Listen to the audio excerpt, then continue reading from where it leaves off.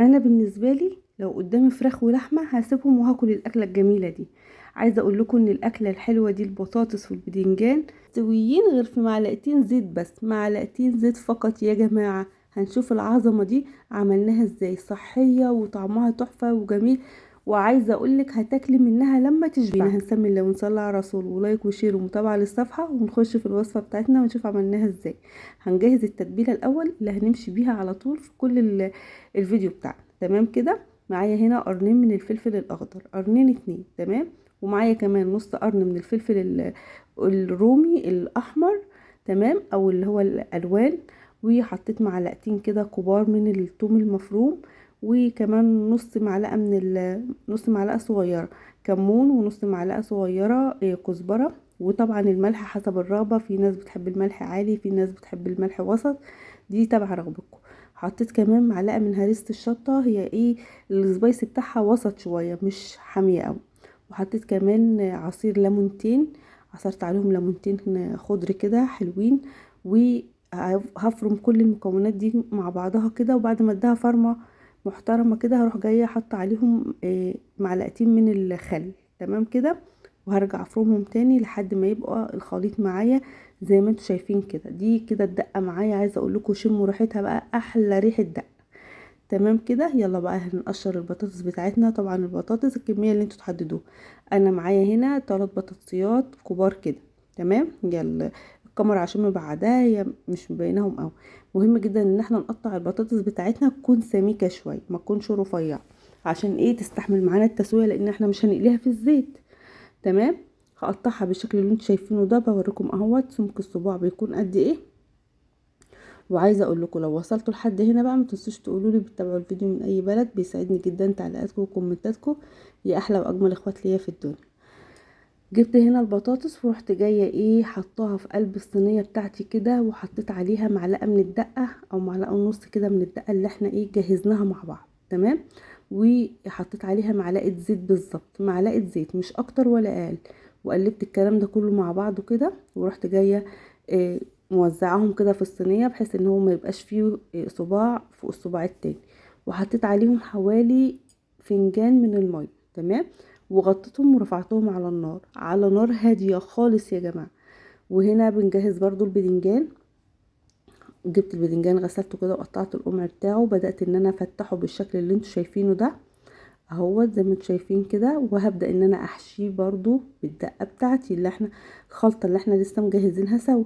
هحشيه وهو لسه طري. تمام. عشان برضو هنعمله بطريقة صحية بمعلقة زيت واحدة بس يا جماعة، وهيدينا العظمه دي طعمه رهيب رهيب رهيب. وزبده، عايزه اقول لكم ان شاء الله هتعتمدوا الطريقه دي لانها موفره جدا في الزيت، وصحيه جدا. لا هتشرب معاكي زيت ولا هتشرب معاكي املاح كتير ولا كلام من ده كله، ولا الفوائد بتاعه البدنجان هتنزل في ميه لو هتسلقيه ولا الكلام ده كله.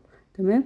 هنا زودتها برضو حوالي فنجان من الميه، ومعلقتين كده من الخل، ومعلقه من الزيت اهو، مش اكتر ولا اقل. تمام. هغطيهم وهرفعهم على النار. اول لما يغلوا هروح جايه مهديه عليهم النار عشان يستووا على نار هاديه. حسيت ان البدنجان لسه محتاج شويه تسويه والميه نشفت، نزود برضو شقشاق ميه بشقشاق ميه، يعني حاجه بسيطه كده، معلقتين بمعلقتين لحد ما يستوي ويبقى معانا بالشكل ده. اول لما نلاقيه استوى خلاص بقى زبده كده معانا، نروح جايين معلين نار منشفين الميه اللي فيه، هنلاقيه صارد مبقي بقى ايه شويه الزيت اللي باقيين فيه. تمام. هنا دي البطاطس كانت خلاص استوت خالص في فنجان الميه اللي انا حطيته. بدات ان انا ايه اشوفها كده بتتقلي بقى بكل سهوله على الناحيه التانية اهو زي ما احنا شايفين. هروح جايه شايلاها حطها في قلب الفرن. هفتح الشوايه عليها بس.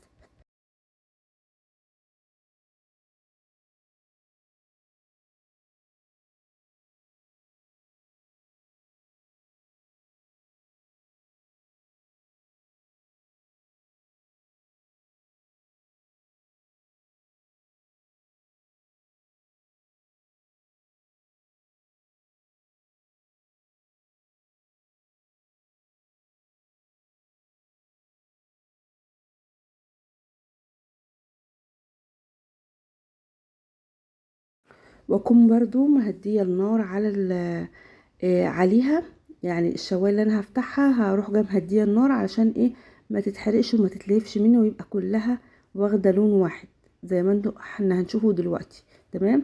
هنا رشيت عليها رشه ملح قبل ما ادخلها الفرن، علشان ايه؟ الملح يلزق فيها ويبقى طعمها حلو كده. تمام. هنا دخلتها الفرن ده بعد ما طلعتها من الفرن.